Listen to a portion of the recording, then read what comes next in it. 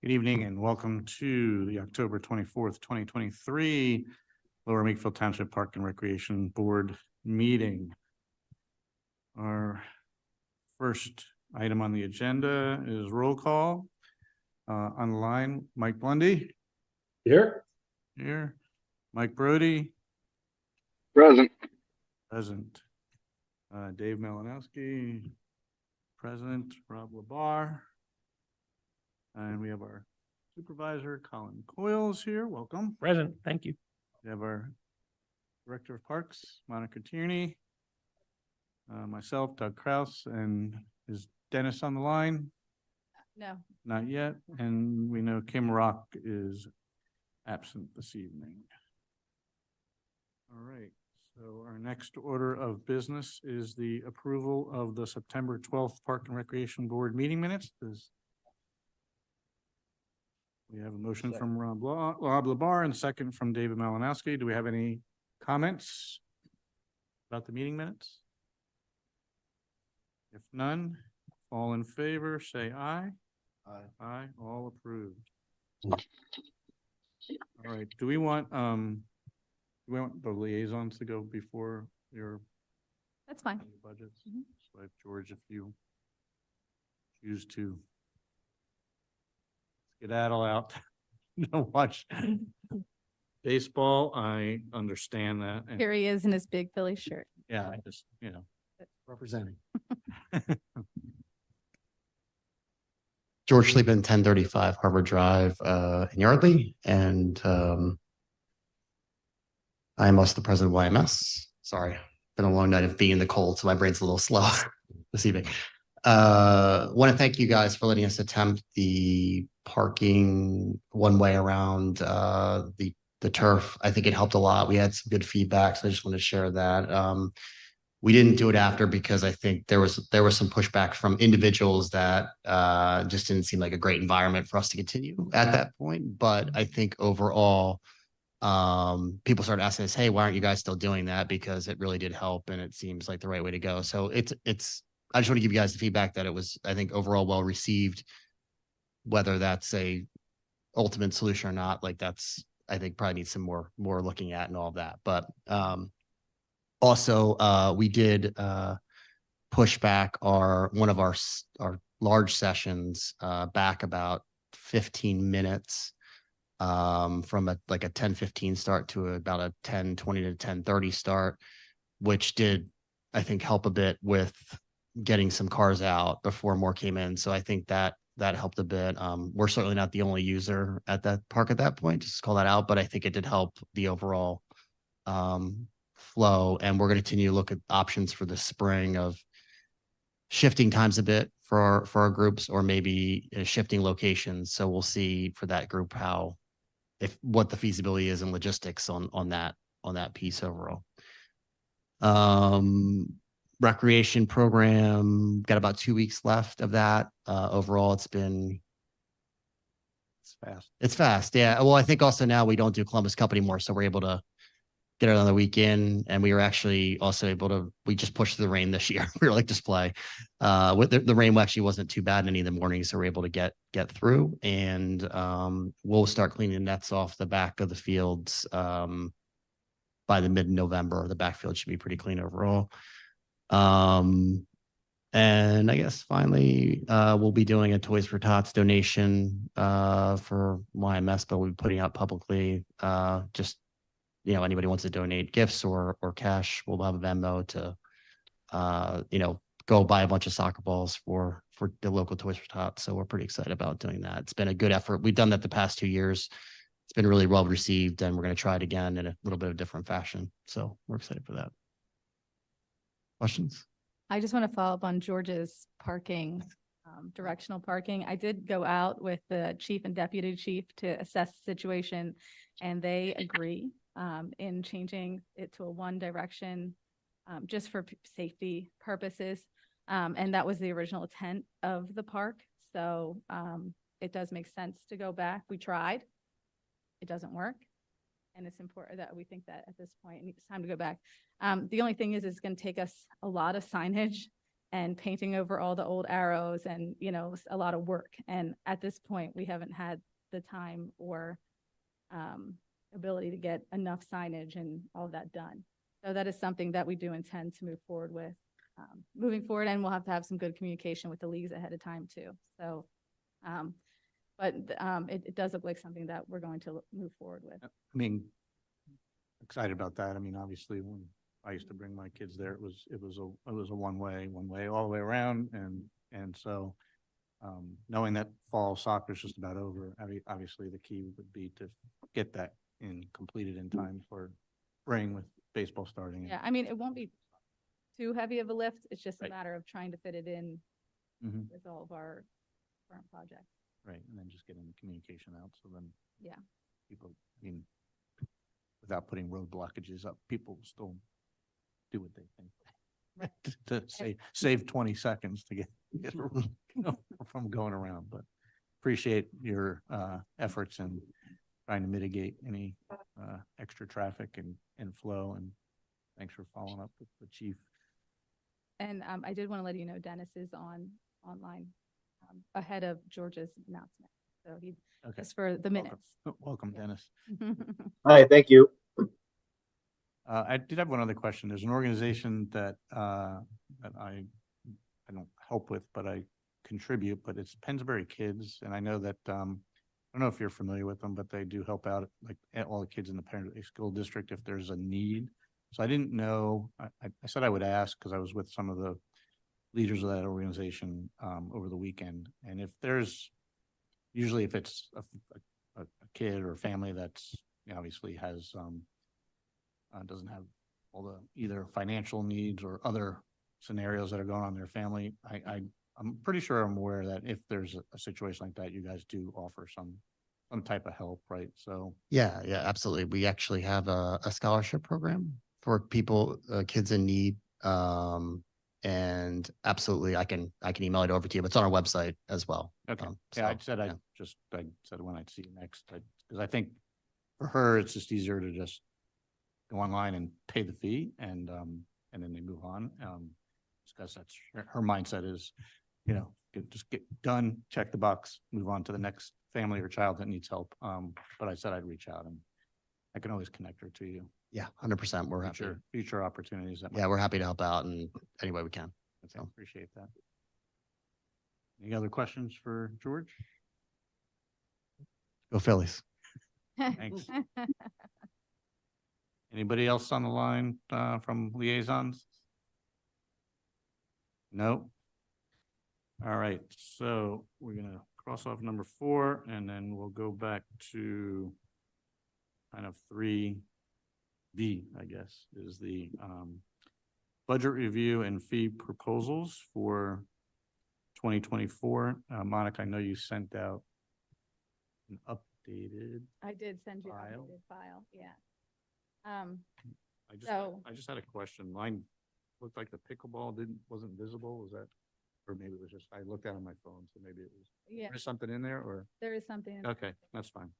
Yeah, there are right. probably other fees. There are some fees that I'm not going to go over today. It's the ones that are complete. I'm still reviewing the league fees and, our costs compared to how much we're making and whether we're going to reevaluate how we charge league fees in the future.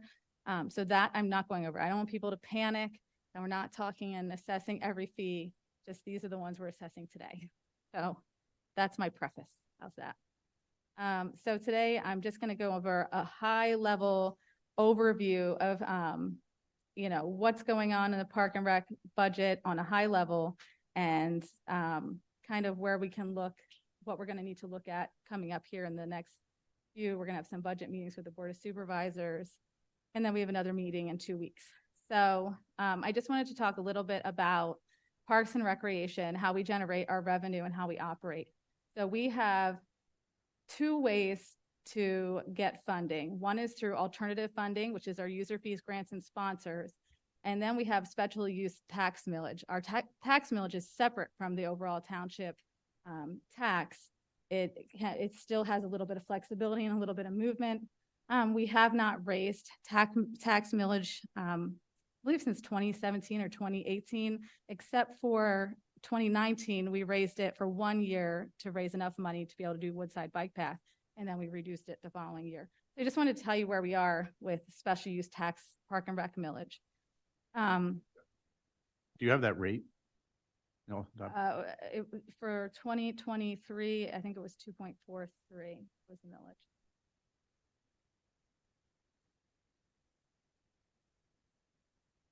you don't have that increase Prior.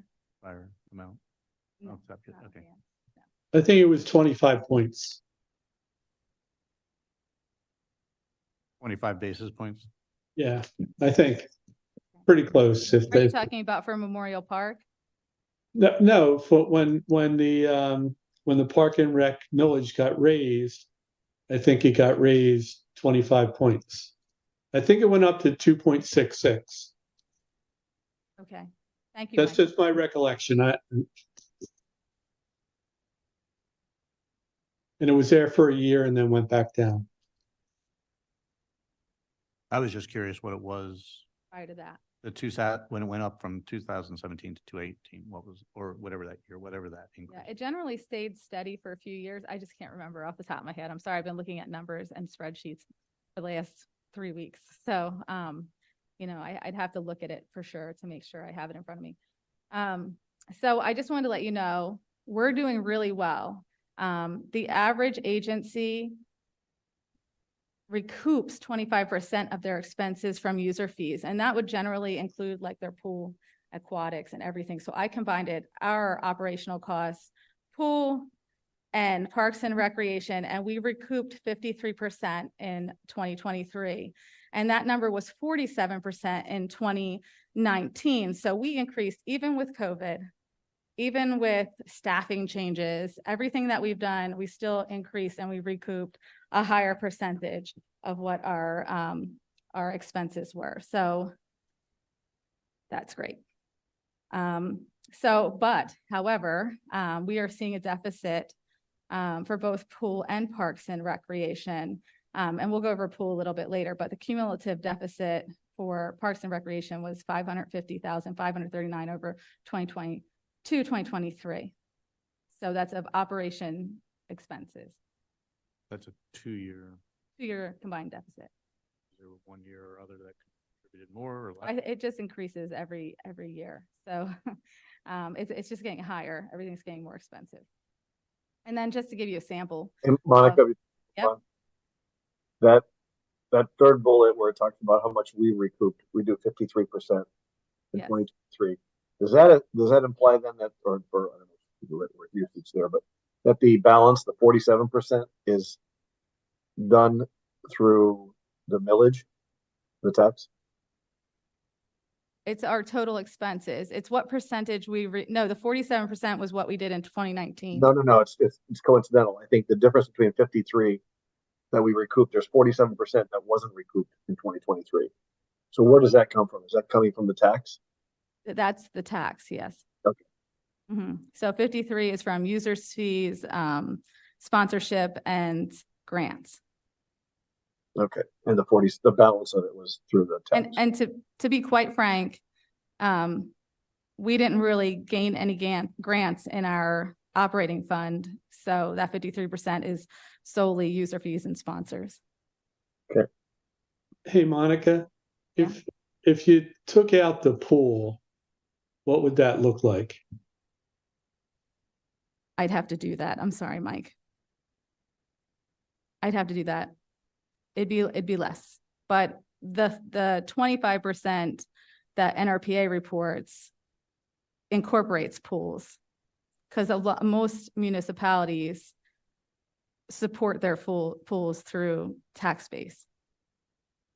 We don't though. Is that? We don't, but if I'm comparing against the national average and that's how they do their math, that's how I'm going to report our math.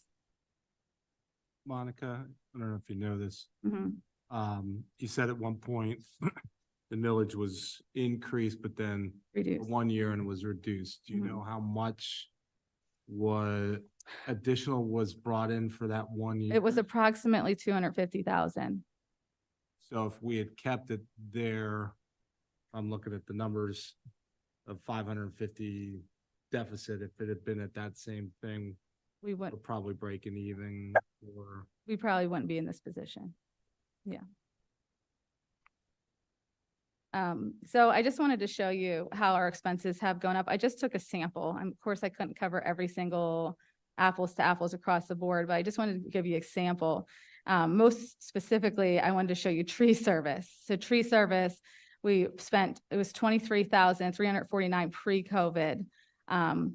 This year to date, we've spent 70,782 on tree removal, and we still have trees that we're addressing. So I just want to show you, like, our expenses are really growing. I just want to put it right in front of you so you can see how everything is really, well, actually, except for uniforms for some reason. Uniforms we've saved, but everything is growing. I would imagine that inflation is a big factor here, but like, what Right. how would you explain a significant difference in tree services? It's not inflation. Are there more trees that have to be dealt with? What's the driver? Well, we're having a lot of, we have standards for how we remove trees or prune or take care of trees.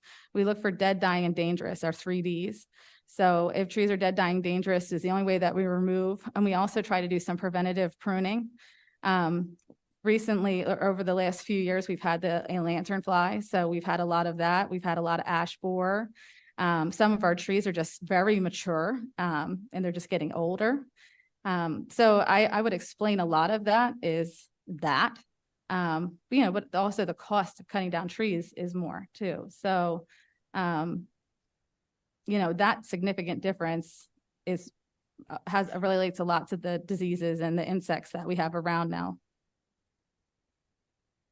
Thank you. Mm.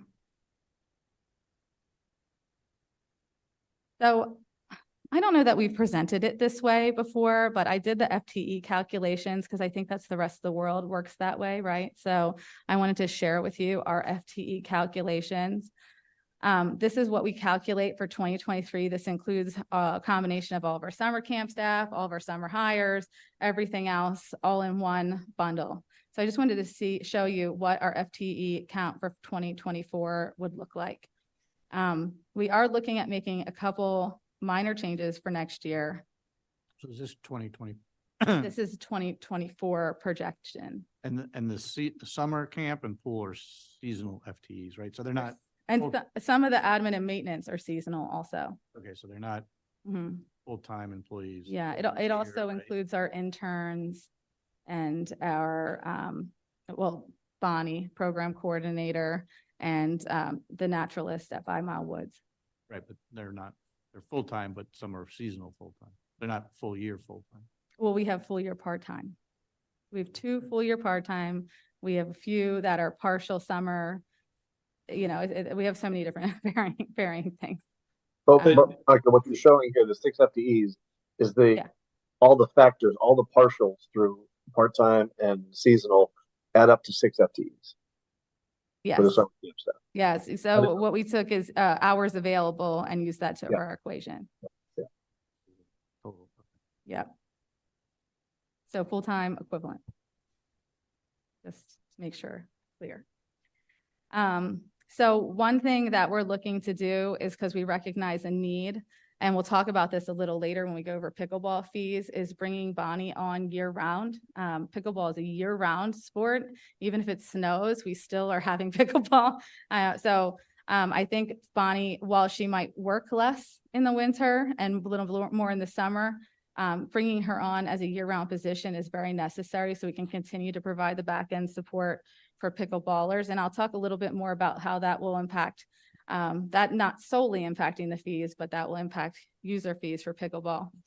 We're also looking to add 2 park ranger positions, and these positions would be seasonal. They would be working I forget what months we picked, but from early spring to late fall, and they would be there in off hours. So weekends and evenings, and we're still working through the job description, but they're going to help us bridge the gap from when our maintenance staff and we are not here to be able to help the leagues or to be able to help with rentals, to help with the bathroom issues that we have during the weekends. or to be able to be on call to call our staff in the event that we have a bathroom issue. You know, we run into so many things over the weekends, and even at the community center, we have constant usage. The community center is a revolving door all weekend and all evening. So we really need someone who could kind of be all over, checking in on all the things, know the schedule, make sure that rentals are happening the way that they should be. And, you know, that's those two positions. So today, when people are using the community center over the weekends, is there any staff there at all? No, Okay, and if I recollect, during the weekends when, you know, for soccer, baseball, or anything else, if there's an issue, there's an issue.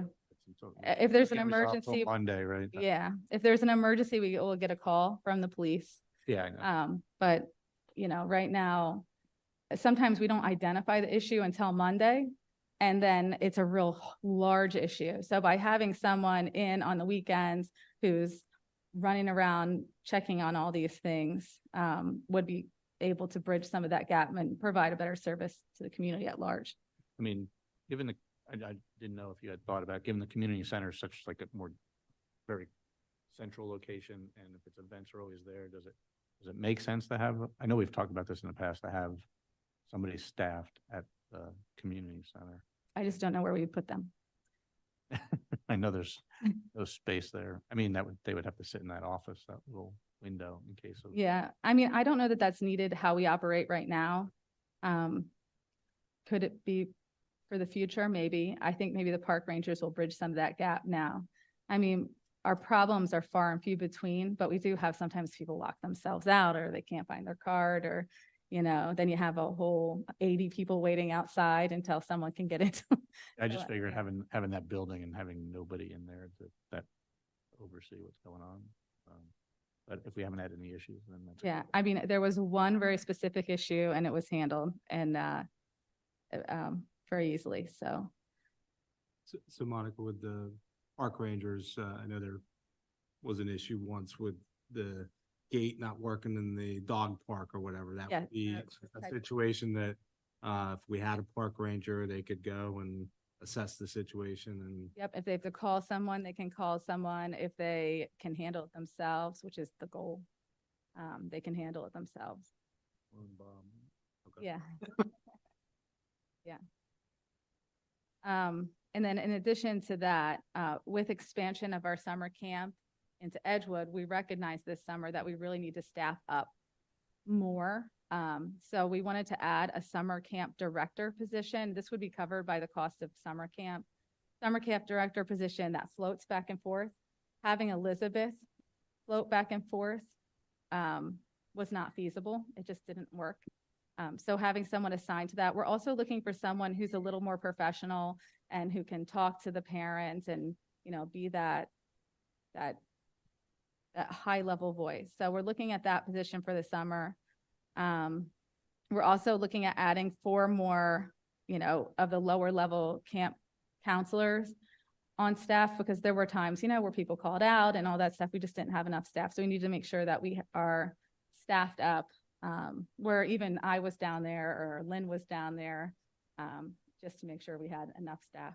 So we just need to make sure we have enough. That will all be incorporated in camp fees. So I'm going to transition right into summer camp fees.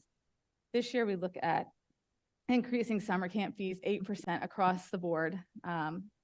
Now in 2023, I'm going to tell you, we actually generated $213,000 in registration fees and expended $160,000. So we did well, but in order for us to add the other positions, we're also going to take a little bit of Elizabeth's pay and apply it to camp too. So her personnel will come out of camp, not in full, but in part. So we're looking to increase by 8% in order to cover our new expenses. So in 2024, our projected revenue will be $230,434, with expenses adding up to $229,439. And I just want to make a note that 90% of summer camp participants were Lower Makefield Township residents. So they're coming right from town. We're really providing a service right to our residents. So very, very cool. Fun fact. Monica, those numbers is that assuming that we would have the capacity to do the same amount of campers that we did this past summer? Or is that, So long as we have the school, okay, as long as we continue to have the school, that is the way we will be staffed. and that's not If there's a increasing reduction. campers or anything like that, that's just at the, We're You we're campered out. We don't have enough unless we get more space. Well, that's all we can take. Monica, if I may ask, so in 2023, that $53,000 surplus or profit, was that projected in the 23 budget? Well, since we expanded camp after the budget, no. So we probably understaffed for the growth and that's where that came in. But we can also, since Elizabeth's so invested in camp, that could help recoup some of the cost of the salary that was spent from her Sure. applying herself to camp. And So it wasn't really lost all in all. I mean, she worked really ridiculous hours, so. Was there a projected surplus in the budget for 2023 before the partway through the season expansion? We weren't intending, it's never our intention to have a Okay. surplus, really. All right, thank you. We're not looking to make money, just provide a service. Thank you. Mhm. So I'm now going to ask you to recommend to the Board of Supervisors, both the camp LMT fees, which are on this slide, and the tween camp fees, which are on the following slide. That is an 8% increase from last year. So just for clarity, everything is a straight 8% from Everything's a Numbers. straight 8%. numbers here are 8%. Everything's 8%. Everything is 8%, yep. Except for the sibling discount, that pretty much stays at 5. How did you come up with 8%, Monica? Sorry, Dennis, I didn't understand your How did we come up with 8%? question. It just happened.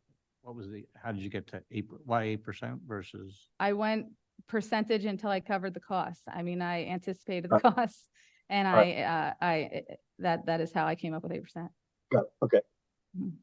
Is majority of it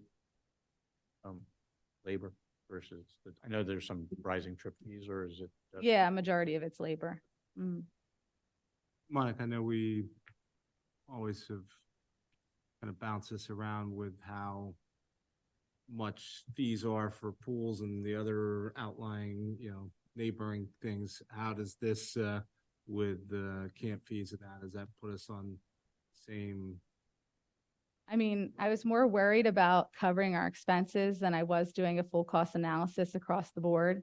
I think, we're gonna fill, we're over full. So I'm not really worried about this as much as I am with the pool expense. I think this is adequate. But we're probably competitive, but we also do a lot more. We do a lot more trips, that's included. Monica, could you go to the next slide for a sec? Yeah.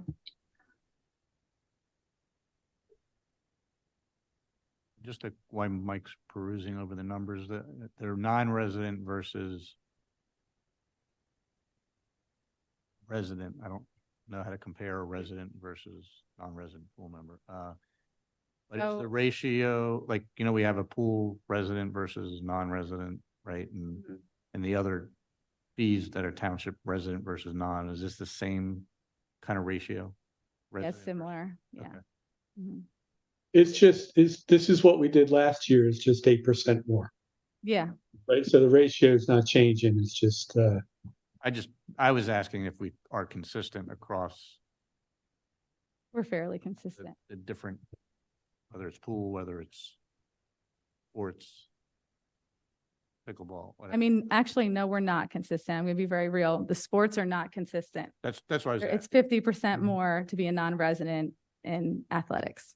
So I was just asking, even though 90%, so it's not that Yeah. most of this is 90%. I just wanted to know if there was headroom there, if we were to apply consistent standards across the board. I mean, So I can tell you that my daughter goes to a local for-profit, so it's not like community run or school run, 8-week day camp locally. It's across from one of the local gas stations. And they take the kids out for swimming like once a week. So again, it's not like consistent swimming, like on the camp property. And I would assume that many of the activities are relatively similar. And I would say that these rates are, more than competitive. So these are another great value compared to some of the other opportunities out there. My daughters attend the same camp and I can say that these rates are much more affordable. Yeah, and we do have, even though we expanded to over 200 campers, we still had a 30-person wait list every single week or more, some weeks. And I'm not saying that it's got to go higher. I think it's a great value for our residents, right? And Sure. to the point where we're not losing any money, which is the proper thing to do. Was the split on the resident. But it's an interesting question though, Doug. I mean, what is the tipping point, Monica? Not that this has to subsidize other things in the township or other park and rec programs, but it sounds like it has the potential to if we needed it. Could we raise these rates more and still be under the average of the outside agencies that are charging more? I mean, we could, but really in government programming, the intent is never to make a profit. It's more to break even. I would ask kind of along this, a similar but not quite the same way. Does the pool get essentially a payment from the camp for the usage of the pool through the camp? No. Mm-mm.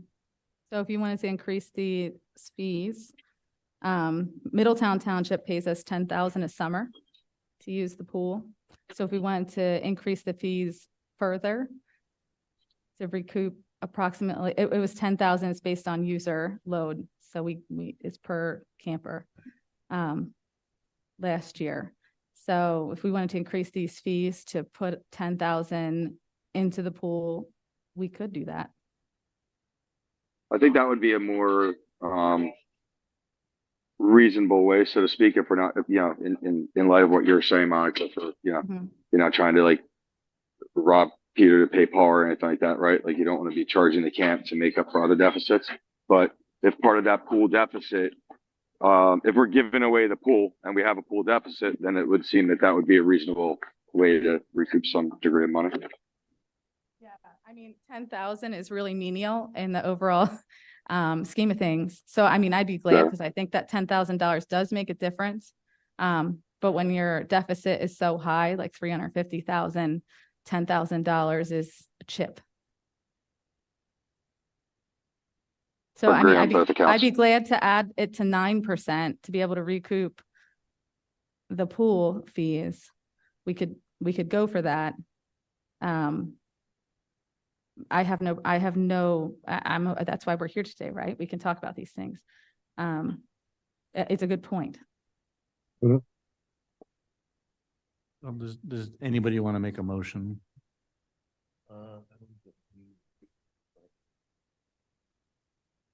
So what would the motion, would we be making a motion for our current setup just so we can have a discussion? That's correct. We would make a motion. We would have to have a second and then we'd have a discussion. So. Sure. I would make a motion to approve the budget. We already had, David already made a motion to raise fees 8%. Do I have somebody to second that motion? Second. All right, we have a second. All right, now if we want to discuss the motion for 8% fees? How about 9%, as Monica described, the government pool?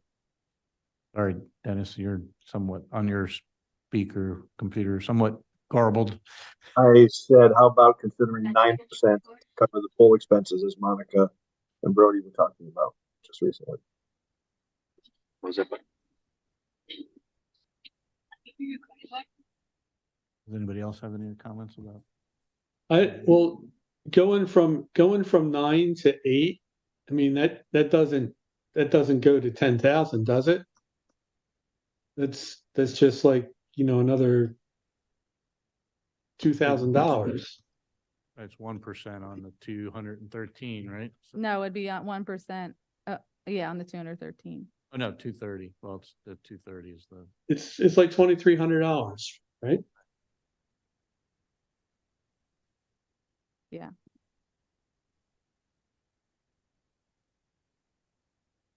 you get about halfway there with, let's say, 10% or 11%.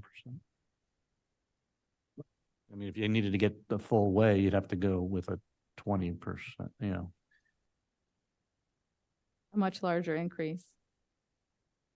Well, if 1% gives you, call it 2,500, then 4% would give you the 10. So going from 8 to 12. I should- I think, 10 should be, I mean, I would like to see what other camps are. I know, the past few years we've been growing and we've had wait lists every year. So, I'm not worried about, not providing this service to everyone that, wants to have it, because I think that there's more demand than there is supply. But I do think we should be more, competitive with other outside companies.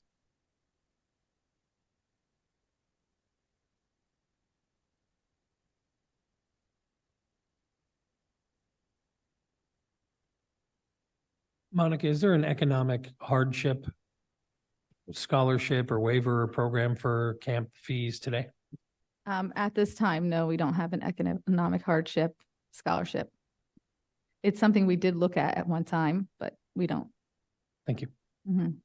And to be honest, for summer camp, we don't get I haven't gotten many requests, or I don't even think any.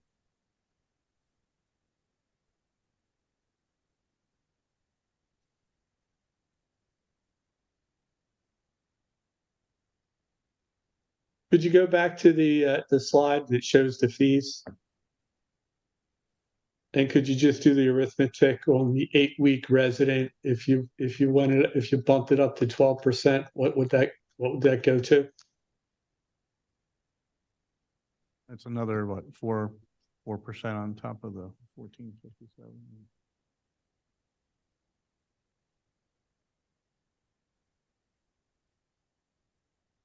Maybe an extra $58. $60, so you're looking at 15, 30, 50, 60, so you're 15, 17. Does that seem like really unreasonable to people? I mean, I don't have kids in camp, but Mike and Colin Neither. would probably say that probably doesn't even come close to what other I think I'm people are paying 3 or 4 grand. I think I paid 3,600 last year. Wow. I can't imagine I can't imagine I feel stupid saying this, but I can't imagine that I'm getting significantly better facilities or anything like that would you know what I mean? Like, I mean, if we're talking $60, I would have expected that answer to be, yeah, but whatever. To Monica's point, yeah. So Tom, am I right on that? Does that sound about right? I thought it's like 3,600 or something like that. I texted the family CFO to see if I could find out. I believe she is currently the operating officer with bedtime, so I don't have a number, but Yeah. I think my recollection is the same as yours. I think that was Dennis that was speaking, was it? Mike. Sorry, Mike. Yeah, I believe the LMT camp rate is significantly below the neighboring private camps. Well, it's also high to some of the other municipal camps. But again, we offer a little bit more. How many campers have siblings? Oh, man. Mike, I'm gonna have to look that up. I don't know. A lot. Monica, kind of a side question here related to these fees, but I see we're trying to accommodate the non-residents who already have a full membership by giving them a little bit of a break, or on the flip side, charging non-residents that don't have a full membership a little more to compensate for the the fact that we don't have full members. Is there a reason we don't do that with residents? Like, why wouldn't there be a resident? Well, because residents get the best rate. They get I the know, best but rate as it is. There's not a resident non-pool member rate, is there? why wouldn't there be? I mean, a resident Pool member. pool member Well, versus the resident. residents already get a discounted pool membership and a discounted camp membership. So I it- so- understand. It just, They get the lowest of the lowest. But let's explain, if there's three, there's a non-resident and a resident and a non-resident pool member. Yeah, so if you're a non-resident and you also are a pool member, you get a little bit of a break. But there's not a resident pool member break, right? Yeah, because residents get the lowest price. so should a resident, They get Hey. the best price I understand. But of some people, everything. full members, But if we're So- charging the resident more for pool usage that they've already paid for, are we double? Are they getting paid? so if this is the best price, this could be the resident pool member price. And you could have a higher resident rate that's a non-pool, or, I'm sorry, You have- non-resident, yeah, non-pool. I'm gonna have to go back to the drawing board if we're gonna get into the weeds this much. I mean, I'd be glad to change things if you want me to. But if you don't want to go forward with these fees, I'd have to go back to the drawing board and come back another day. Or is it just non-resident resident versus giving a non-resident pool member a discount, right? And it's just resident, non-resident. We can, I mean, this has been successful for us Right, but and we only have 90%. 10% non-resident. Right, I'm just, so maybe for you, simplification, it's just resident, non-resident, That's fine. just throwing out another, not to throw. Yeah, that's fine. I think, Monica, we're just trying to make sure that we got the program covered so that, we've heard all about the deficits that are running, and there's no reason this should even come close to a deficit if it doesn't have to. I mean, I'm up for discussion. I just would have to take it back to the drawing board if we're going to add a Okay. whole nother column. If we take one out, it's a lot easier.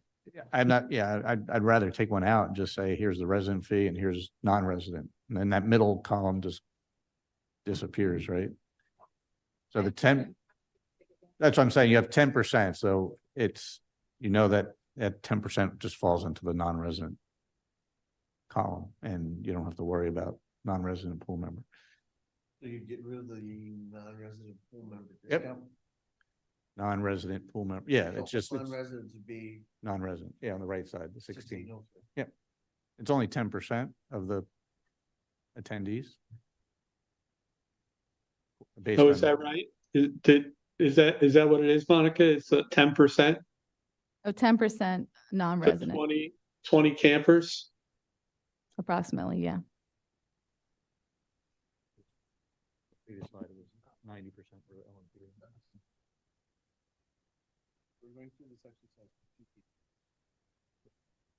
I mean, that's just for simplification. I think it's just non-resident resident. That's in my opinion, so, of one, so. I would go along with that. I would too. I think it does simplify things. If we're not making the distinction on residents, then why would we do it for non-residents? We just eliminate the non-resident pool member column, like Doug said. The default, or the non-resident column, which it's the higher rate, would apply to everybody. Those 10% that fall into that.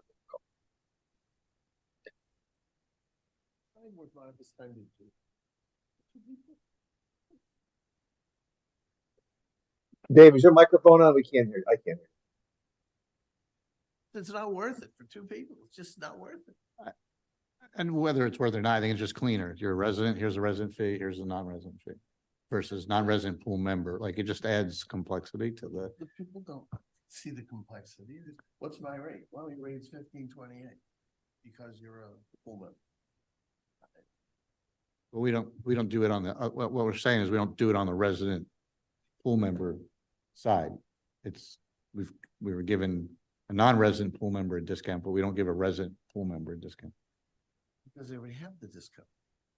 That's not, the people who are residents don't know that. It's like, I'm a pool member, if I'm reading it and I'm a resident and and I'm a pool member. They don't need to know it. What's my fee? Here's your fee. That's what we're saying, resident, non-resident. So we're just eliminating one I that. could tell you this is first time since 2017, we've had this conversation.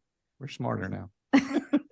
Well, Well, no, if- I mean, but even with residents, when they're signing up for camp, I mean, it's not, I know, or I just- pool. Well, sometimes we make adjustments because we look at it and we Yeah. see something that stands out. I'm not disagreeing with you. I think it's just cleaner, resident, non-resident. And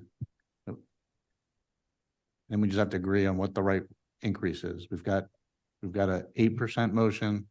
We've got a 12%. You only have a 8% motion. You have 8% to close motion. that out Right, before so you if we- consider If we anything. don't want to, we can vote on the 8% motion with a resident, non-resident option, or we can just vote as it is, and then we have to make a new motion. So at this point, I'm gonna open it up. Do we have any more comments? Do we have any public comment? No public comment? Anybody in the? Before we vote on it, can we actually make it can we move to amend the original motion? Yeah, we can amend the original motion. So do you have an amended motion that you'd like to make, Dennis? 10%. And eliminate non-resident pool member total. Well, no, we'd have to, I think we just, Changes the original. I think we just didn't vote on the 8%, and then if it gets voted down, we have to make a new motion. And does the 10% cover the 10,000? Or It is the does- consensus that we don't care about covering the 10,000? 10% does not cover the 10,000. I mean, personally, I would keep it 8%, or I personally would make a motion to cover the 10,000. We're talking, if Well, we're we talking, gotta- We, yeah, I'm just saying from a high level. I mean, we can discuss what we're thinking, right? I mean, well, we can. We have I to guess vote I on just the don't see why we won't recoup the money. Well, And we have to vote yeah, We have to vote on the motion that's currently on the floor. So which is at 8%, and that's not the motion, if that's not what we want to proceed with, then let's just vote and then make a new motion. All right. So all in favor of the motion of 8% increase across the board as stated, as presented by Monica, vote aye. Aye. We have 2, and opposed, Nay. nay. we have 4 opposed and 2 on the 8%. So do we want to make now a new motion?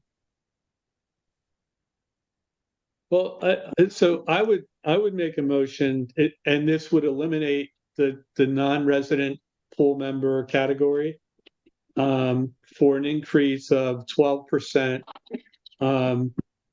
That being that extra 4% would cover the $10,000 that we're going to give back to the pool. Do I have a second? Second. So we have a motion from Mike Blundy, which is a 12% increase across the board and remove the non-resident pool member section, seconded by Michael Brody. Discussion. This is for you, Monica. I know we're kind of throwing you curveballs here. How would that work then? An automatic 10,000 just gets shifted from the camp budget I think to that- come to the pool, or is it just moving one thing to the other? I'd have to talk to Dave about how he would prefer we do that, because we're having other discussions regarding the pool. I imagine, we don't it'd probably be an interfund transfer as part of an interfund transfer to the pool. How would it affect the pool? It knocked it found it. down by 10,000, And then presently, 355,000. I would think a big. Hey, Monica, is the 10,000 the pool membership value of the people that will participate in camps? Is that how we get to that number? I'm sorry, Dennis, I'm having a hard time I found it. understanding. The $10,000 that we're talking about, is that the value of the pool memberships that the I campers? see. We did it on, I gotta remember how we charge it. It was a camp day pass per participant. That's how we did Middletown. If we do ours and we just do a straight 10,000, we could just do a straight 10,000. I was just trying to understand the basis for the 10,000. Is it the number of campers It just- times day camp? Days they attended. Yeah. Head count. Okay. Mhm. All right, any other discussion? So we have the motion, well, 12% increase across the board, remove non-resident pool member option. All in favor? Aye. Say aye. Aye. Aye. Or opposed? No. All I right, heard two odds. it was myself, Dennis, Michael, and Michael. They're all online. You want to vote again? You sure? You good? Aye. All right, so we have 4-2 passes 12% with no non-resident pool member. Okay. That was your toughest section. Ooh-wee.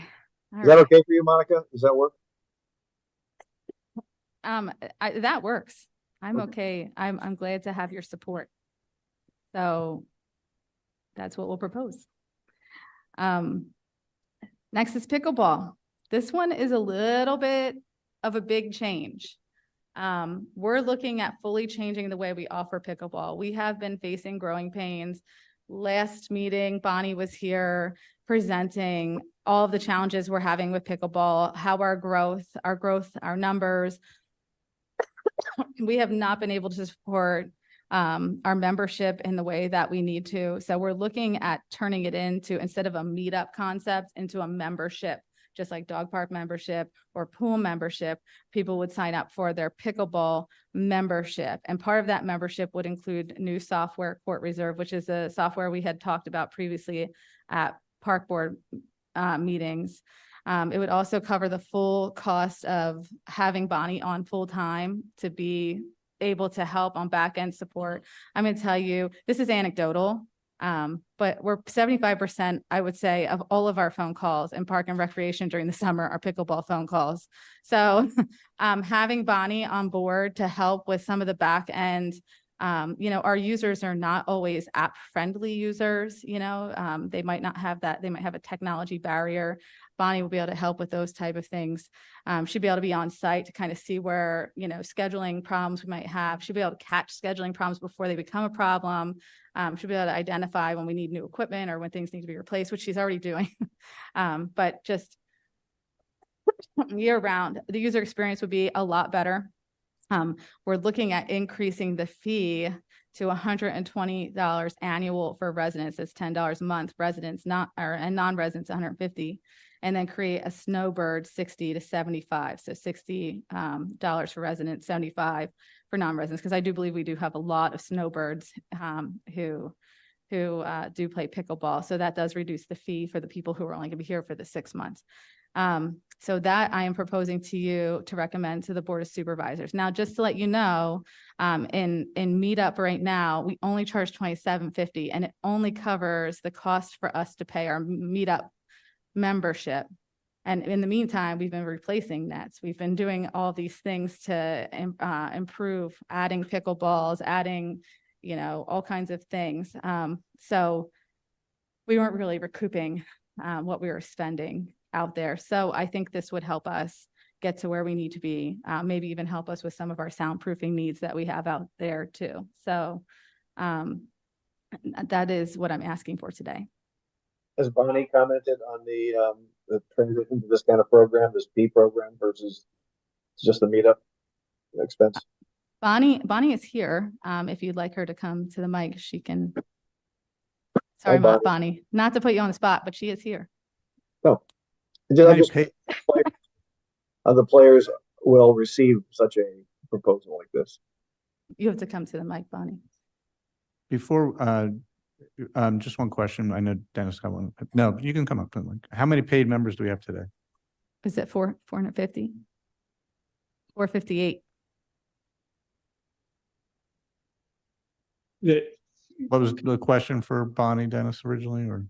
So Bonnie, if we transition to this kind of fee program compared to the one we have, how would most users look at this? Would they welcome this? Would they throw up on it? Hey, this is Bonnie again, and that's a good question. I believe that most members will continue in our program. 2750 hasn't changed in years, and they get the benefit of playing every day. And if we're talking about most people, which are the $60, April to October, it seems to be, a big increase, but when you look at it, it's really it's really not. And I think that they'll continue to do it. We're going to offer, as Monica was saying, some additional programs. We want to implement Duper. They'll have an opportunity to get a rating, if you will, through this, which is a value that other municipalities don't offer. In addition, Court Reserve will enable folks to not only call me, but also call into a better app that has technical support. I currently have about 4 issues, and the current app is just unable to resolve those issues. So we are going to offer some additional value in terms of a better app, better tech support. We're going to offer some Duper rating opportunities, and they'll still be able to continue to play every day, if you will, at least 5 sessions per week. So I believe that all the members will continue to, get into the program. Yes, there's going to be some shock. There's 4 stages of change, right? There's denial, and then there's anger, and then there's final acceptance. We have to walk them through that. But I do believe they'll continue. I'm going to tell you, when I first told Bonnie, she had sticker shock. But we're trying to be real here and what we want to offer. And with the demand that we're having, we're just not able to support with what we're doing now.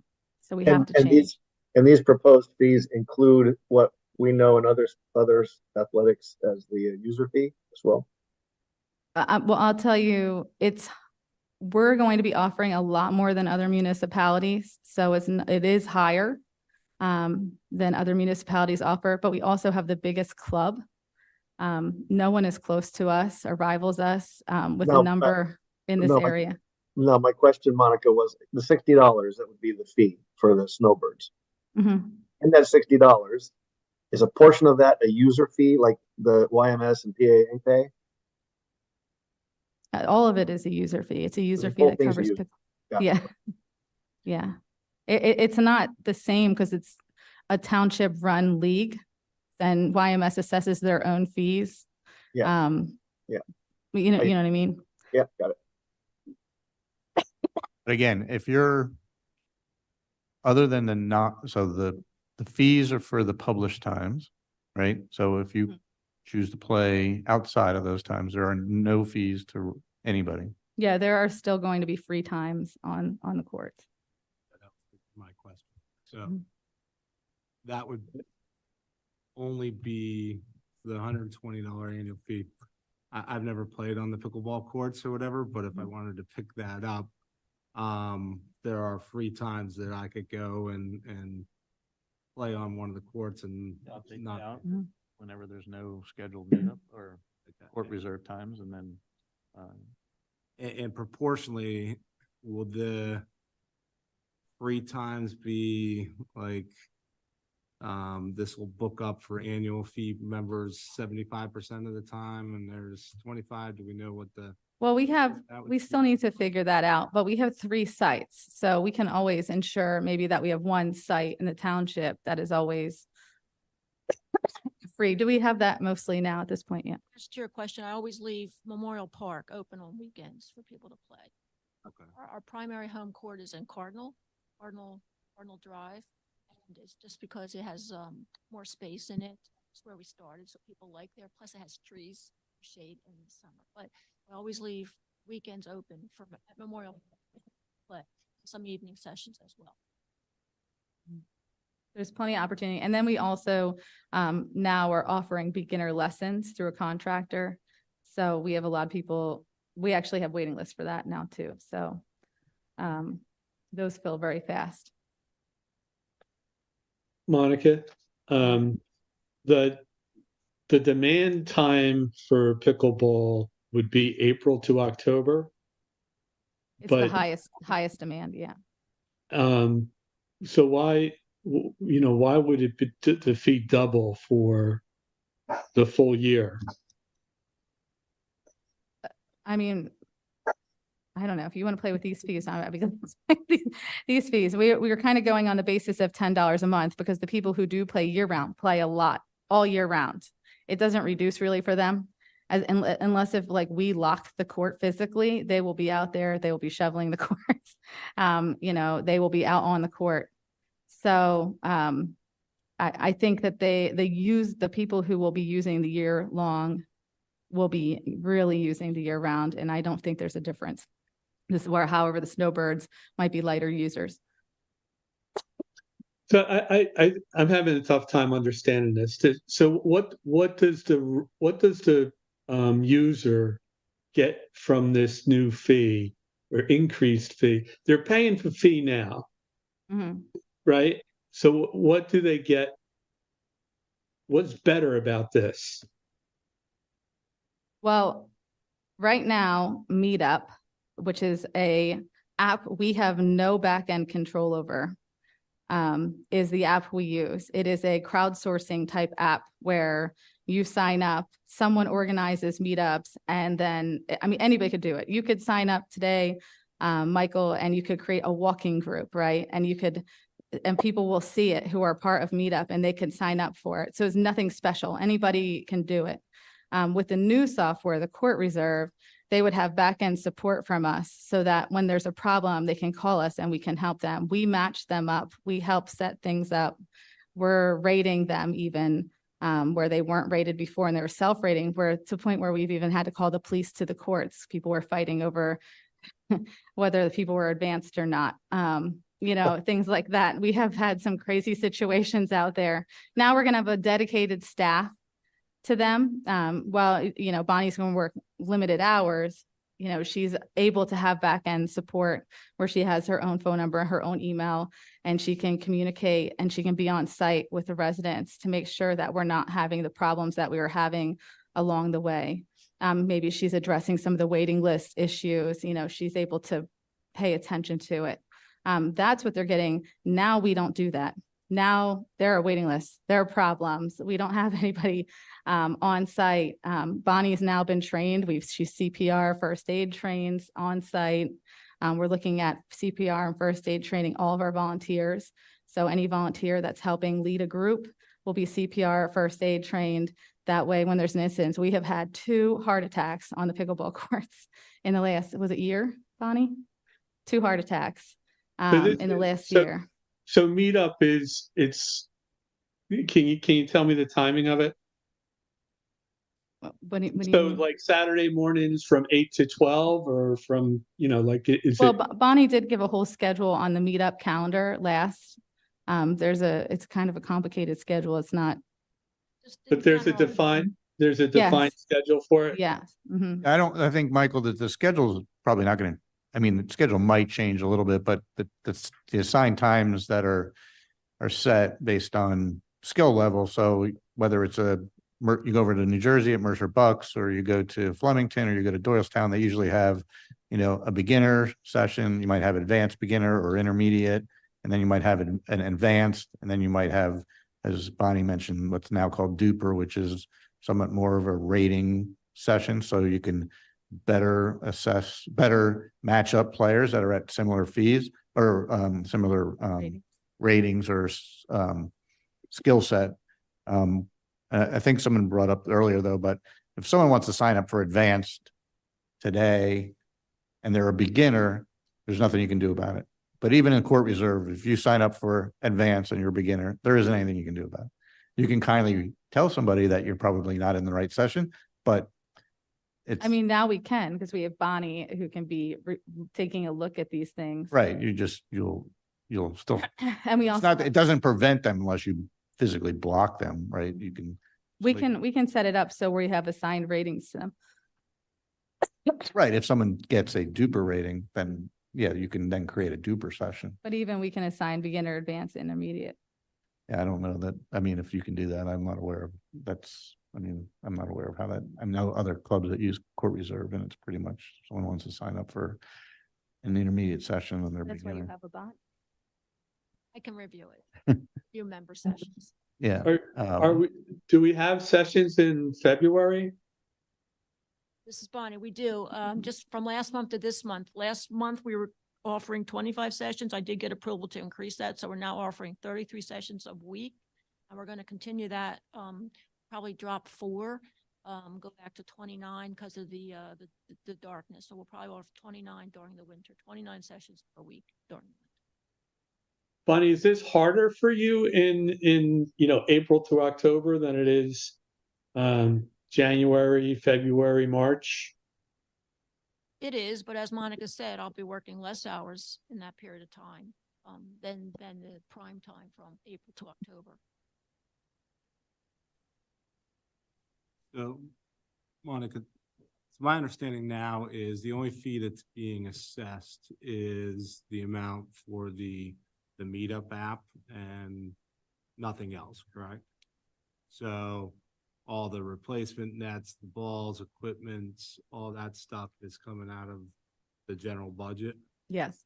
They'll take donations for balls, typically, Okay. outside of that. Yeah, but we are buying and we are, But like, that was one of the questions, like, what's different? Well, we're funding all that stuff as a township right now, where the fee would go towards some of that now. Yeah. correct? Mhm. Did you do any calculations, based on, you have 458 members, what percent would be at full year versus, what would the attrition rate be? Like how many would shift to, obviously they moved to 60, so April to October, you're still gonna get, let's say, 100% increase from 27 to 54, but the other rate is a 344% increase for full year. So if there's attrition, right, and you have less members, does that still work? I we guess did that's my, anticipate maybe a little bit of a drop. I don't think that we're going to have much of a drop. But it's hard for us to estimate how many people would take advantage of the snowbird versus the full resident, a full year. What I would suggest is that we go through this first year, see how we do financially, that we're covering our costs just as we do with every other fee. And if we need to adjust one way or another, we adjust. do a informal survey of your pickleball friends out there on $120? Okay. As Monica, I said, it's managing change, right? Mhm. So I think we. Yes. Monica, I don't have a problem with the split rates here, but I'm just curious what we would do if someone moved into the township and wanted to get involved in November. I mean, Do we tell them to wait till January and sign up for the full year? Or do we give them a monthly rate until? I mean, other things we do prorate. I mean, there's no reason why we couldn't prorate. Yeah. I think Court Reserve has when you start, right? So your membership, kind of like your dog park when it, But we're trying to get away from that. okay. That's all it. right. That's it. I just figured your date, Karen, to send you an invitation. Your membership's up, hey, sorry. It sounds great, but tracking when you have a continuous fluctuation of membership is very hard to do. Does anybody else have any questions for Bonnie or Monica regarding the fee? Does anybody want to make a motion? I make a motion to adopt the new fee schedule of $128 for residents and all the other snowbird and non-resident numbers there. The fees as presented. Okay, we have a motion made by Rob Labar. Do we have a second? Second. Second by David Malinowski. Do we have any more questions, comments? And what do you know of the 459? What's the percentage of residents, non-residents? I don't have that data. So for a non-resident, We haven't taken residents since 2020. I just asked what the split was. Yeah, so I'm just saying it's a much more high ratio resident. The only people that are still non-resident are people who have been on, because our waiting lists were so long that we just had to make a decision. Yeah, it's a 455% increase for them. Mm. Just asking what percent, again, going back to the numbers of 25% or 30% of your residents or members or non-residents. Right. I didn't know how you built the budget, you know, and supporting the new court reserve, like is there a number you need to hit? So like if it, that's all, just asking. We did the math. I don't have it all laying in front of me. Like I said, I've been looking at spreadsheets for weeks. All right, all in favor of the pickleball membership fees as presented, please say aye. Aye. Aye. Any opposed? All right, all approved. I was still muted. Aye for me too. You were still what? No, he was an aye. I was muted, so I'm an aye. Yes, sorry. Thank you. Thank you, Bonnie. I know you weren't expecting to talk today. Thank you, Bonnie. luck. Next up is the dog park. So dog park fees recommendation, this year, this is simple, end of year projections, 13,500, revenue projections are 11,000. We are under where we need to be. I look to increase the resident fee to $45, non-resident $60. This is straight across the board competitive, and it covers our costs. Right now, 95% of our dog park users are Lower Makefield Township residents. 300 at the end of 2022, 351 dogs and 257 people were registered to use the dog park. So the 45 is going from what to 45? I believe it was 30. 30. Yeah, 30 or 35 to 45, and then 45 to 60. What? Still the best deal in town. It is the best deal in town. And basically, If you with gave- your projections of expenses and revenue, that'll increase our revenue to the point where breaking even. Yeah, we're breaking even. That's all I need to know. We need a quick win here. Make a motion that we accept the dog park fees as stated here. Second, Motion by Dennis Wasaki, seconded by Mike Lundy. Do we have any discussions or comments? My only ask, which is I've asked before, is that we try to pave that parking lot at some point. Maybe one day I don't know if comes out of the dog park budget or is there a we'd have to township? increase fees more. Does the township have some extra asphalt while they're driving around paving something else where they could pave the dog park parking lot, please? My car gets very dirty after leaving the park and then having to walk through the parking lot. To get a dog park bath. I think the many residents of Manor Lane would be very upset if we paved the dog park parking lot first before their street. So I said, if there's any extra asphalt in the back of it. Maybe when they do that street, we can just shoop. There you go. we All ready right. for a vote? Ready for a vote? All in favor of the dog park fees as presented, please say aye. Aye. Aye. Opposed? None? Okay, approved. Way to go, Monica.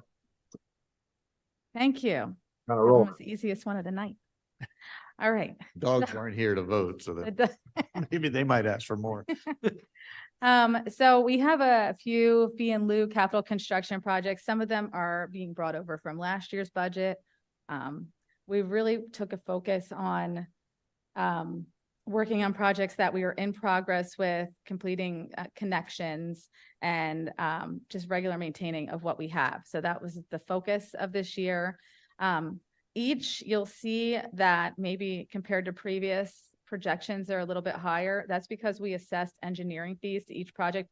This is an unusual practice for us, but it is a great practice, and I'm very excited that we're doing it. So when you see these fees for the upcoming projects, please know that that does incorporate engineering fees. No surprise, engineering fees at the end of the year or unanticipated engineering fees. So I do want to make a point to let you know across the board and the township, that's how we intend to identify our projects. In the initial slide deck, I had assigned certain things fee and lieu and certain things, and we have gone back and forth and what goes in fee and lieu. So I just am showing you all the projects right now is at more of a high level. So we have the Memorial Park East expansion. That does include a $900,000 DCED grant. So the remainder would be coming from township budget and incorporates engineering. We have two bike path gap. You'll see the two bike path gap projects here. We did apply for grants for these. We don't know if we have them, but this is the match plus the engineering in this. So if we find out we get them, that number will adjust for total cost. Memorial Park basketball courts. And I'm going to be real with you, the likelihood of those actually happening in 2024 but is very slim. But if we do want to get a grant, we have to show in our budget that we've allocated a match. So we do have to still show it in our budget that we have money allocated to these two projects. So if we do get the grant, the likelihood of it actually happening in the year 2024 is slim. So just want to make sure I'm clarifying that.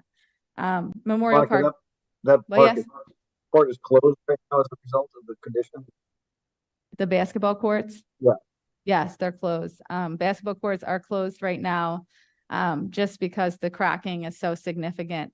$231 incorporating engineering costs, is the cost to fix that for next year. So we are allocating money for the repair of Memorial Park basketball courts.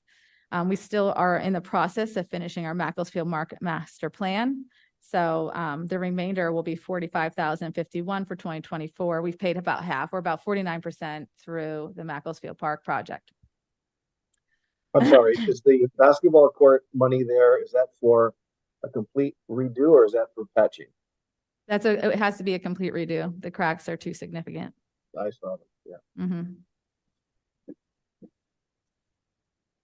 Oh, does anybody have questions about that slide before I move forward? The Memorial Park East expansion, Mm-hmm. what's all included in that? If we can get it done, the intent of the Memorial Park East expansion was part of the master plan set, I believe, when we built Memorial Park. So it's the completion of the park. It is a pavilion with bathrooms on the east side. It has a playground for older children, exercise equipment, and some yard type games, and I think a pergola or some kind of other shade structure in there too. So those are all the things that are in there. To be quite frank, I don't know that we're going to be able to get all of it done with this amount of money, but we can try.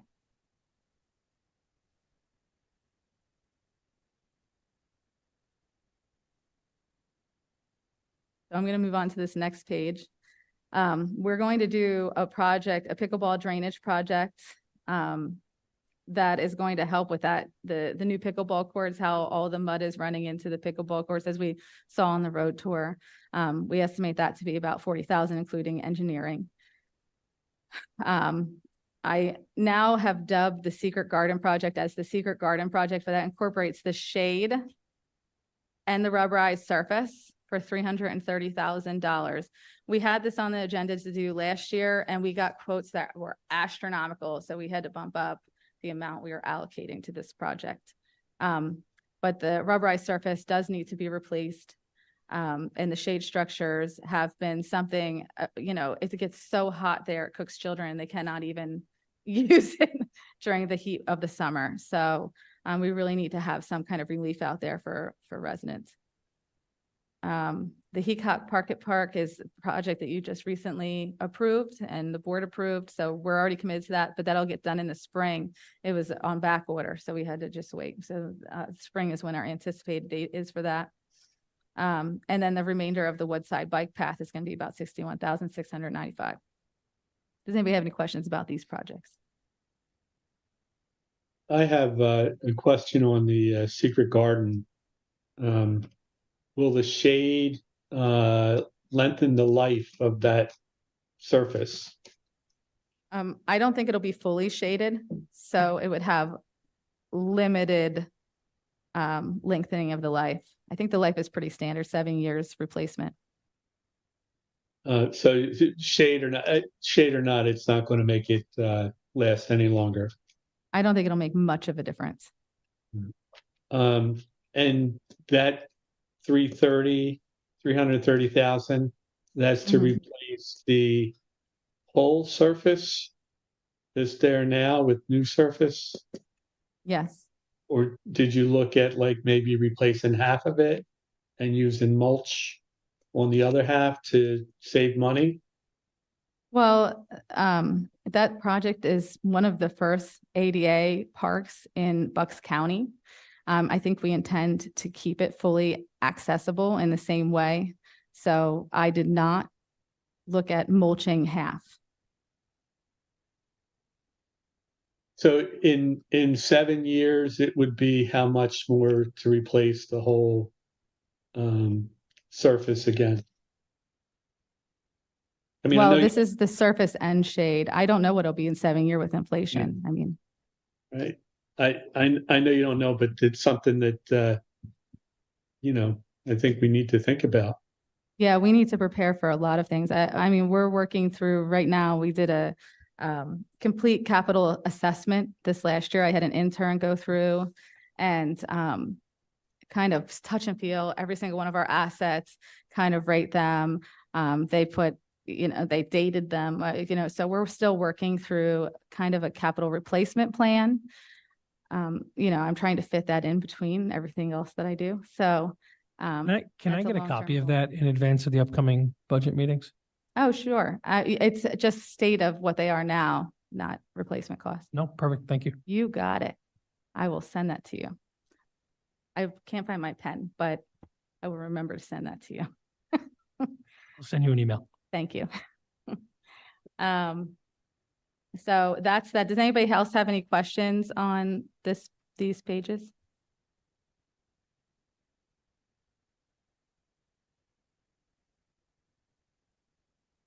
I mean, I want to get it done as soon as possible. It's really a problem. So the sooner the better. Well, the shade is, I'm all for that. I think that absolutely needs to be done, the shade. Because otherwise it's not useful. Like people can't use it. It's too hot. Yeah, I agree. And that's the feedback from the community too.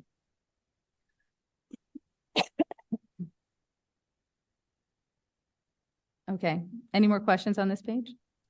Okay, so I just wanted to tell you that we're in a deficit at the pool. We're going to have to do some real creative thinking moving forward. What we're going to do here is I'm not sure that we have a full answer yet, but we do have some ideas. Maybe some combination of fee increase along with, tax supplementation. We just have to talk about that because we're not sustainable. It's going to cost us the money no matter what.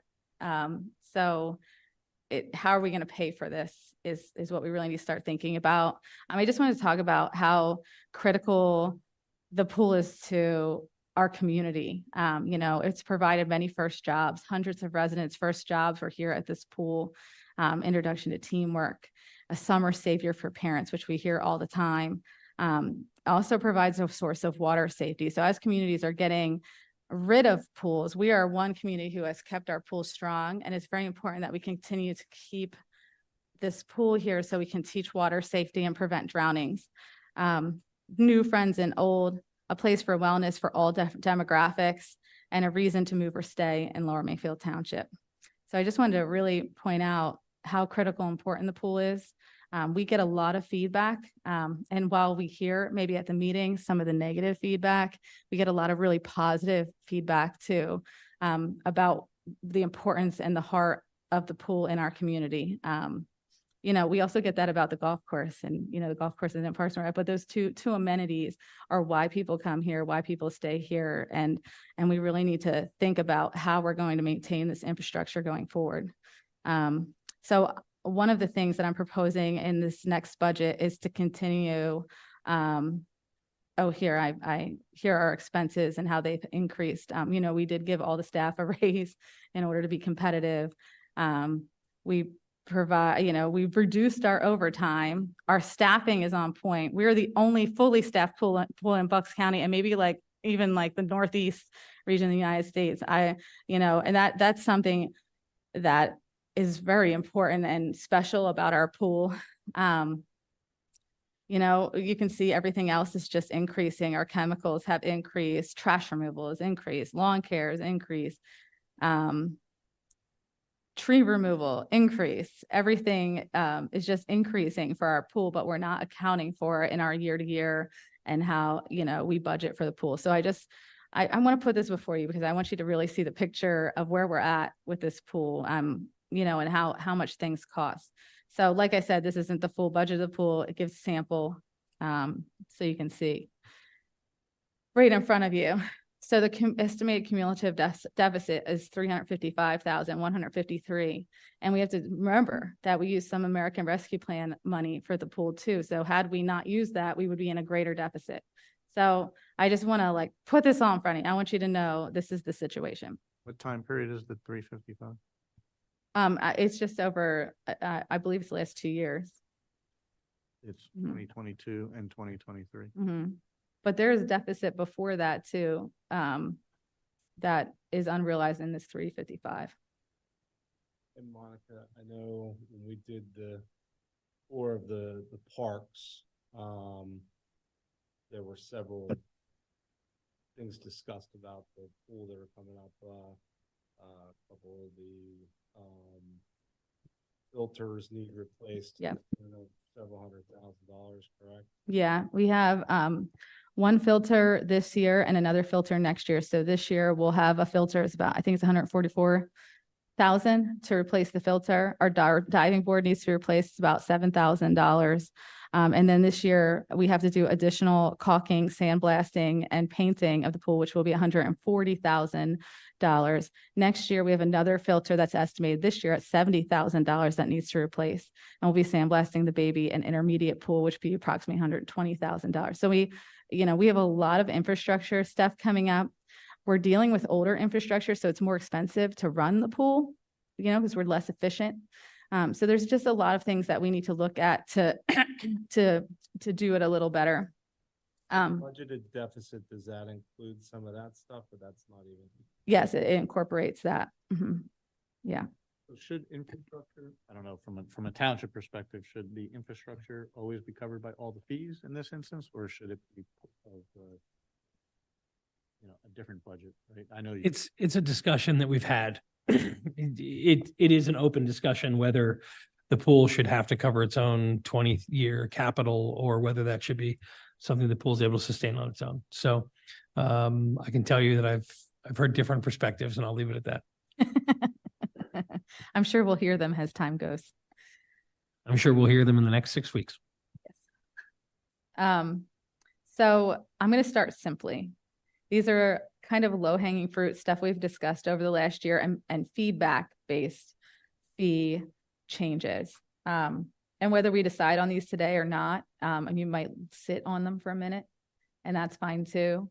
One of the things we had discussed was creating a gold or premier membership. So we created a gold or premier membership. So this is a $500 for a resident, $550 for a non-resident. And what that means is you can come any day with up to 2 guests all summer long.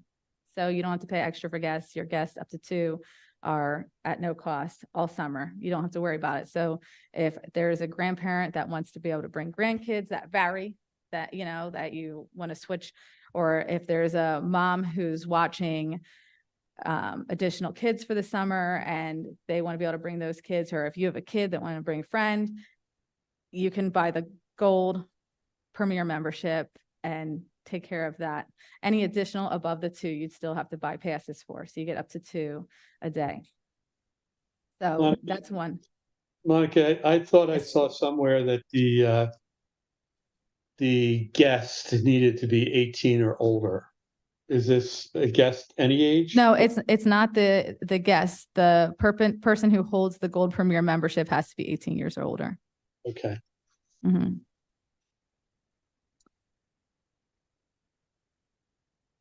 we don't have the fee, but if that 500 is how much more than a regular? Well, it depends on what you get. Well, I'm just saying so it doesn't matter what, It's significantly more, okay, but it doesn't matter, it's 500 regardless of regardless. senior, You're single, over, whatever the you're different over categories the are. age of 18 and you want to buy a gold membership. This is the gold membership. Try So, and keep it simple. so 2023 Mm-hmm. price adult resident member, so 14 and older, 190 is the membership fee for that. So the gold would be like having really three memberships. Oh, I'm sorry, I do have the fees in front of me. Well, there's also other opportunities for guests, but the gold would be like having, it would be a reduced way to have 3 memberships, yes. And a non-resident adult membership is $250. So it's $60 more than the resident. So 190 for resident, 250 for non-resident. So like just looking at that, I think that the non-resident should be higher. What are you thinking? I mean, if you maintain that $60, and if the 500 covers 3 memberships, I mean, I don't want to do the math right now, but I'm thinking it should be, much higher. And like I say, we don't have to decide on these today. We can come back to them. Yeah. All new concepts, so glad to come back. So you can think of. I'm a fan of the gold concept, generally speaking. So if we're going to come back to that later, I just would throw that out there. I like the idea of what we're doing. So if I understand that correctly, if you're a resident adult 14 and older, right? Hmm. And then you've got 2 children in your family, you could just buy the gold and Bring your 2 children. as guests whenever, Mhm. or 1 child and a friend, or 2 other adult friends that you want to hang. So Yeah, whoever, it's whatever matter, you want. right? Yeah. It really depends though on how old your kids are, because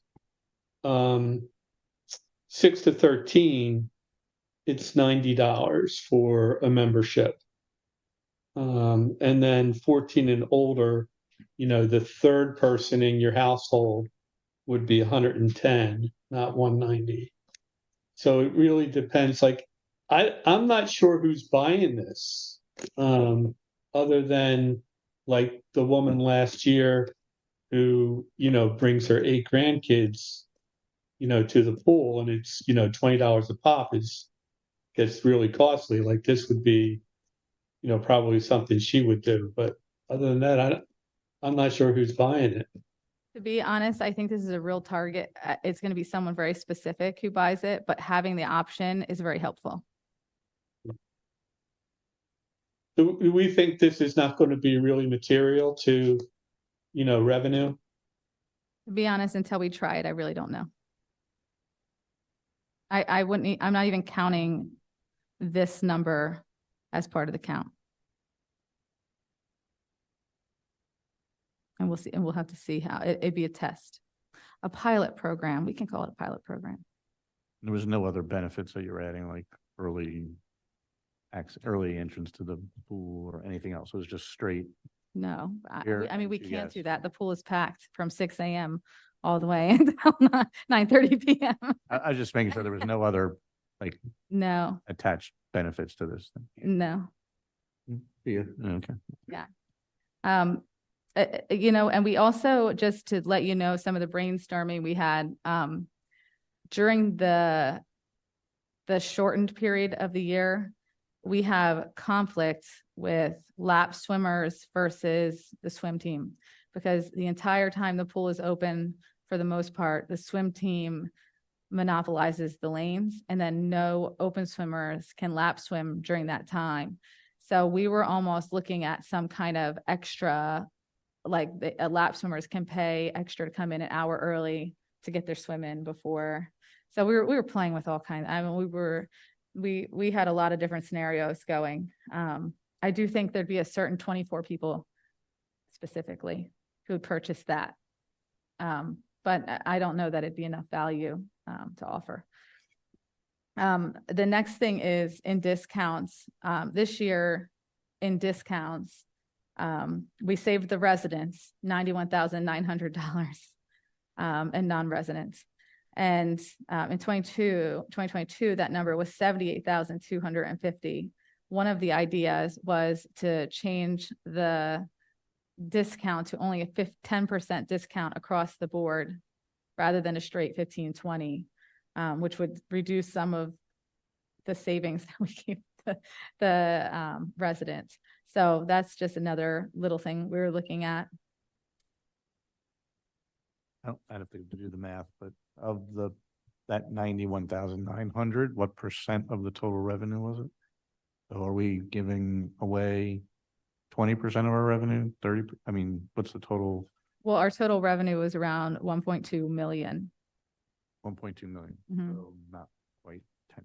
So Yeah, not that much. 2%. So by doing the Right, but 10, if it's, sorry, Mike, I was just gonna say, if it's currently a 15, I mean, that means that almost all of our signups, if my math's right, probably 65-70% of our signups are doing the early registration. Yeah, yes. Sorry, Mike, go ahead. I just, along that line, what would that add? What would we get out of that? So it was 92,000 this year in discounts, and by reducing it from the straight 15 and 20 and going to 10, would that cut that number in half? Would it be It wouldn't cut it in half. It'd reduce it maybe 15,000. If we did no discount and no increase, is that? Well, the discount people drives people to register. So I don't want to get rid of the discount period. I don't think that'd be smart. Sorry, I wasn't that. I don't think that would be wise. Advisable. Wasn't listening to you. Just kidding. Gets feisty here in Parks and Recreation. The arrows across the bow. I'm very candid. I wouldn't get rid of it. I think it helps us. It's been there for, I mean, I guess. I wouldn't get rid of it, but I would definitely consider reducing it. I always missed it by a day. So March 2nd is when I registered instead of March 1st. So for Janelle, we're using advisable. And then the next bullet I have here is a 10% discount for military. We right now don't offer any military discounts. And while we don't get a lot of requests for military discounts, so I don't think this is going to have a huge impact. I think it makes a big impact in what we're offering, to people who serve. Do we include police and fire or just only military? Well, fire, we offer free membership for our volunteers. Good enough. But I definitely think we should offer with a DD 214 or military ID 10% discount. So I don't know if you guys are favorable of that, but I would propose that. Another fun option based on feedback was during discount period only, we are going to sell $100 10 pass deal passes for people to buy preseason only during discount period. Even if it's just one per family, you can kind of play with the rules of it. But I like the idea of people pre-purchasing their passes, no refunds, no anything. This is just your opportunity to get a discount on the passes. And like the ride tickets at the beach, are these, do they expire? End of year, just like all the Okay. other passes. Yeah, yeah. And we're also recommending removing the caregiver pass. We don't have very many caregiver passes, and a lot of people have been opting to upgrade to just a regular pass because the difference isn't that great. And it's just more of a benefit to their caregiver because we have all the a la carte now. It's a little different. So I would suggest removing the caregiver pass. and then increasing swim lessons by 10%. Our swim lessons are very, very inexpensive.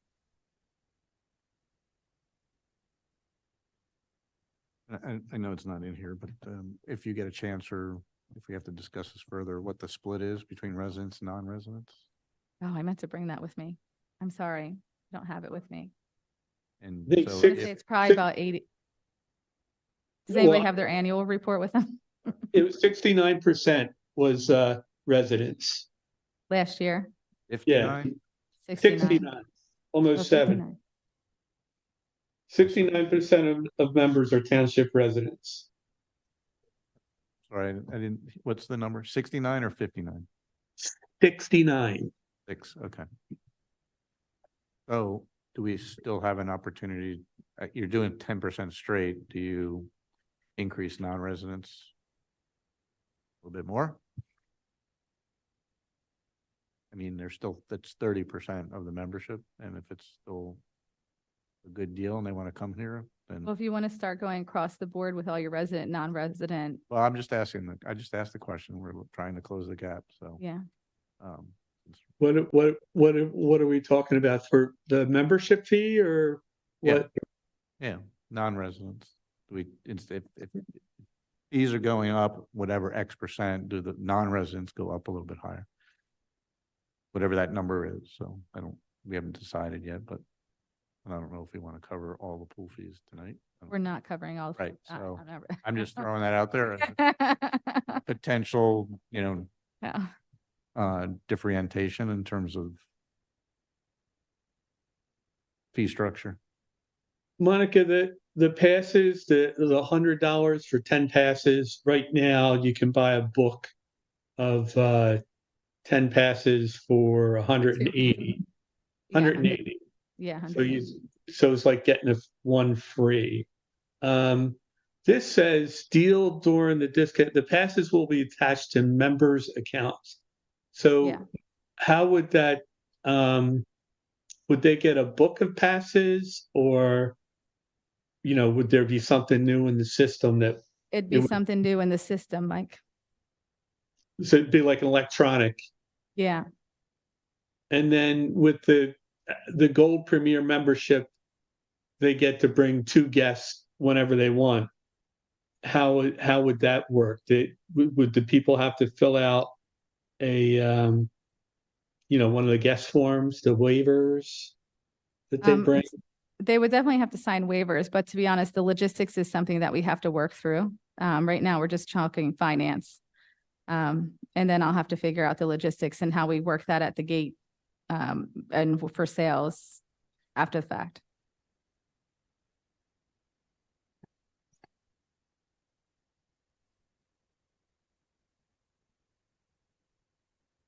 So are we ready to move on to the next slide? Because I have a quick question before we start. Oh, yeah.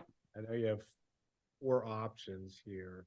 I'm not going through those. Say the new slides don't have the Oh, option. okay. Yeah.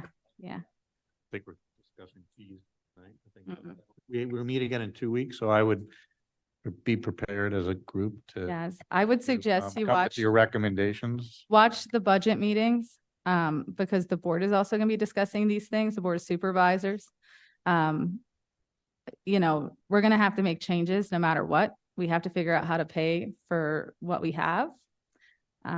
So the board is going to be discussing these things also.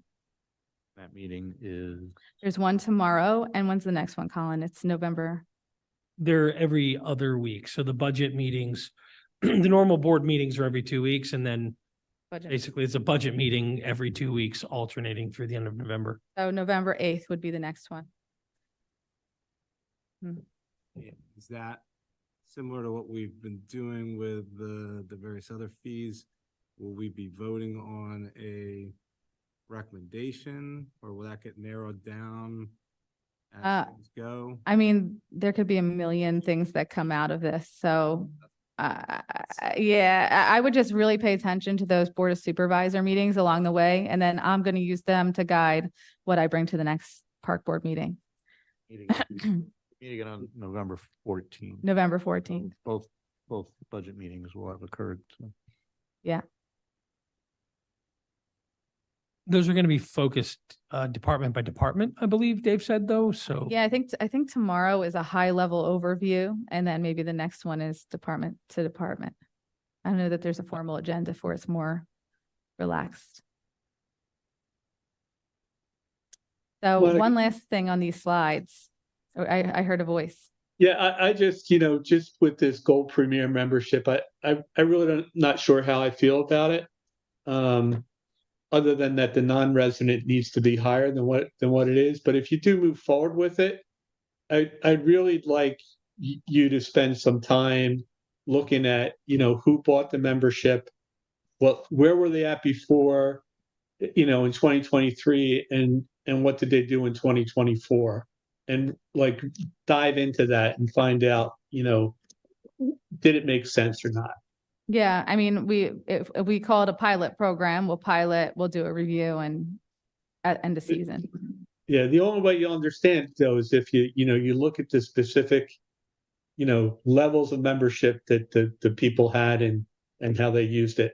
And if there's a way, if this is a new electronic system, how many passes did they use, in 2024, and you should be able to track that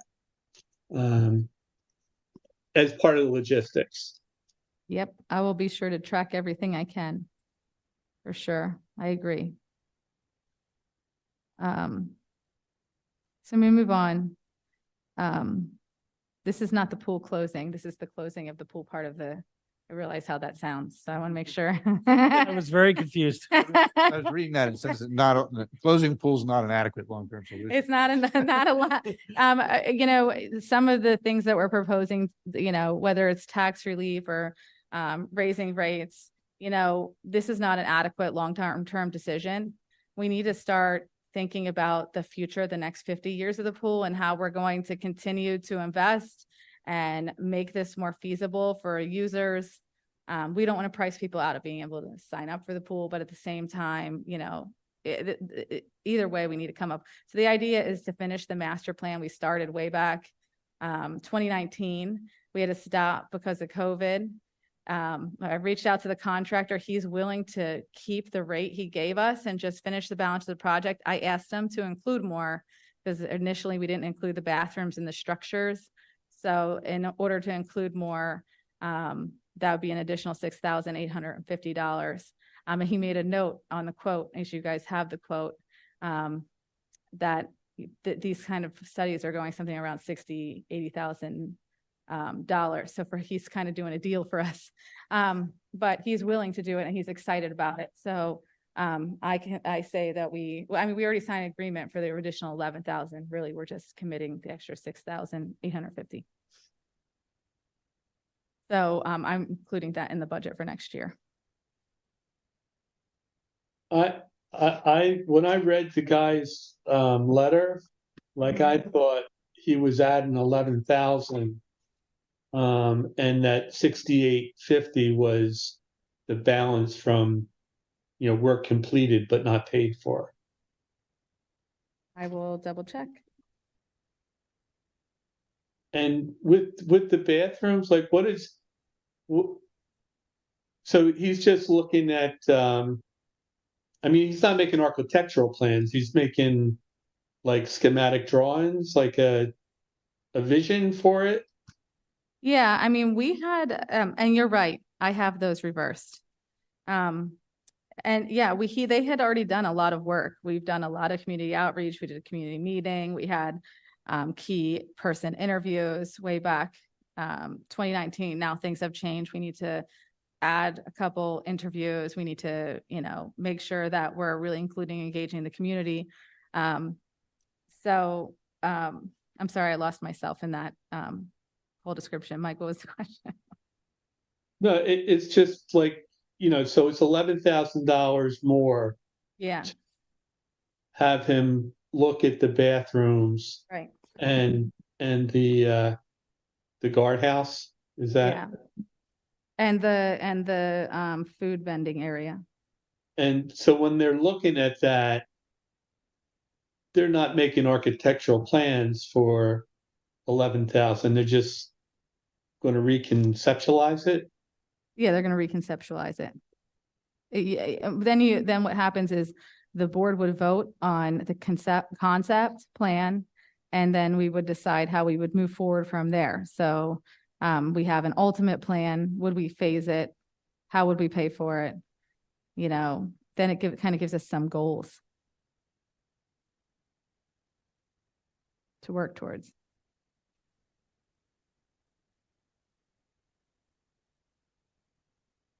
So that is all I have today on this part of the presentation. Thank you all for our patience during the Phillies game. Anybody have a score update? 2-1. 1. Us? Bottom fourth, 2 outs. Runners on first and third. All right, good. Thanks.